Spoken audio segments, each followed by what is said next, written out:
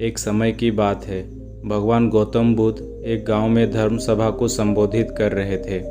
लोग अपनी विभिन्न परेशानियों को लेकर उनके पास जाते और उसका हल लेकर खुशी खुशी वहां से लौटते। उसी गांव के सड़क के किनारे एक गरीब व्यक्ति बैठा रहता तथा महात्मा बुद्ध के उपदेश शिविर में आने जाने वाले लोगों को बड़े ध्यान से देखता। उसे बड़ा आश्चर्य होता कि लोग अंदर तो बड़े दुखी चेहरे लेकर जाते हैं, लेकिन जब वापस आते हैं तो बड़े खुश और प्रसन्न दिखाई देते हैं। उस गरीब को लगा कि क्यों ना वो भी अपनी समस्या को भगवान के समक्ष रखे। मन में ये विचार लिए वो भी महात्मा बुद्ध के पास पहुंचा। लोग प्रतिबंध खड़े होकर अपनी समस्या को बता रहे थे।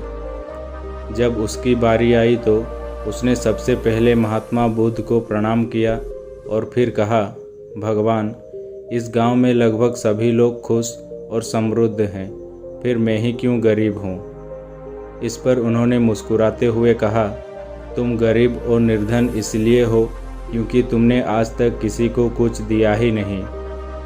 इस पर वो गरीब व्यक्ति बड़ा आश्चर्यचकित हुआ और बोला, भगवान, मेरे पास भला दूसरों को देने के लिए क्या होगा।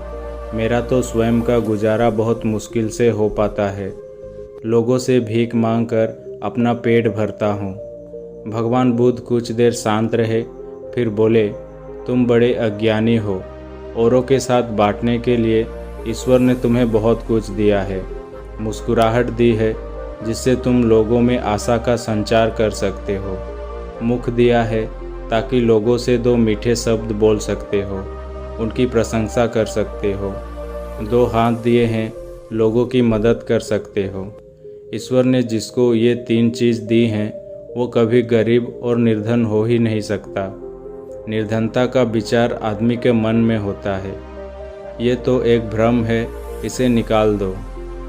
कभी भी मन में निर्धनता का भाव उत्पन्न ना होने दो, गरीबी अपने आप दूर हो जाएगी।